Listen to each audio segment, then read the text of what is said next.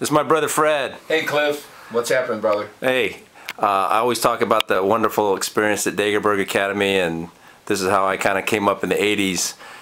Can you kind of tell my students a little bit about your collection here? Oh, let's see. What are you looking at? I'm looking at all the weapons. Weapons, you know, I guess the first stuff I started, you know, was, you know, traditional Japanese, Okinawan stuff, and then,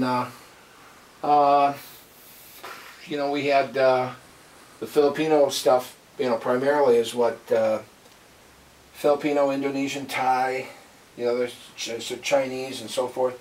Some are museum pieces. One of them was, where is it? Right here. This is when I took the Filipino team to Manila back in 80-something. This was the award for first place. That's actually, so that was the trophy. It's got a plaque on it. And some are like from Inosanto era, where we had aluminum and used them for demos. And some were, you know, training sticks. There's a pair of Thai swords. The first time Dan and Assam and I went to Thailand, we didn't have enough money to. I had enough to buy a pair, so I gave Danny one sword, and he got the other sword. I mean, it was kind of tough. These gold ones here, I went into Burma. These two here, and there's a round, fat kind of Buddha right straight ahead of you in the back shelf, kind of real gaudy gold. That's from Burma, and that was. You know, hey, from the last time I've seen your Buddha collection, you have like really expanded your Buddha collection, like everywhere. So when did you get into collecting Buddhas, Fred? I don't remember. Because you've got honestly, he's got the biggest Buddha collection in the world, I think. I mean, oh no. Privately owned here. Not even close. Not even close. And then at home, you know, I've got, you know, kind of bigger and more valuable stuff at home.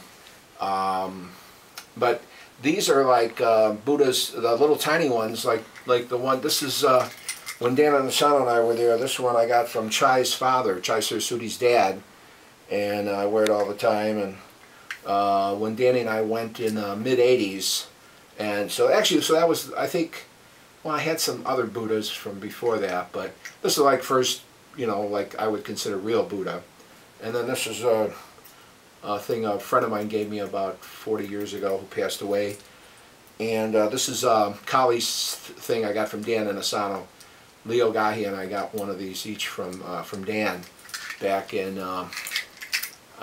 yesteryear. Yeah, it was pretty yesteryear. And obviously you can see why we call Fred Dagerberg the ambassador of martial arts. He's been to he's been to so many seminars, and he had almost every pretty much well-known martial art in the industry. You know, professional martial artists, superstars. You know, I mean, he's a who's who in martial arts. You know, these guys, Bill Wallace, Joe Lewis, and Jeff Smith.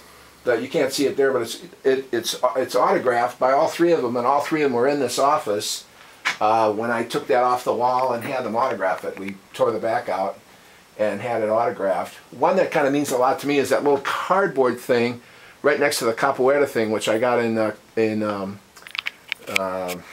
Rio back in around '85. That carved capoeira thing. But the thing next to it is from the Marigold Arena, which was a place where they had, you can see it's two wrestlers there, and it's a thick piece of cardboard with a grommet, so you would nail it. That's how you would put it up, with a nail.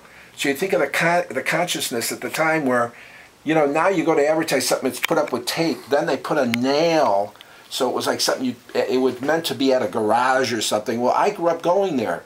They had boxing, professional boxing, and professional wrestling there. My dad being a wrestler, my grandfather on my mother's side being a boxer. You know, they'd each take me there. So it was like 5 blocks from the house. It hasn't been there for years, but it's a prize collection of mine. Well, here's a prize collection. This is something in this baseball case. That's from Burma. That's from Dr. Mung Ji. And that has supposedly killed quite a few people, where they hit the base of the skull with it.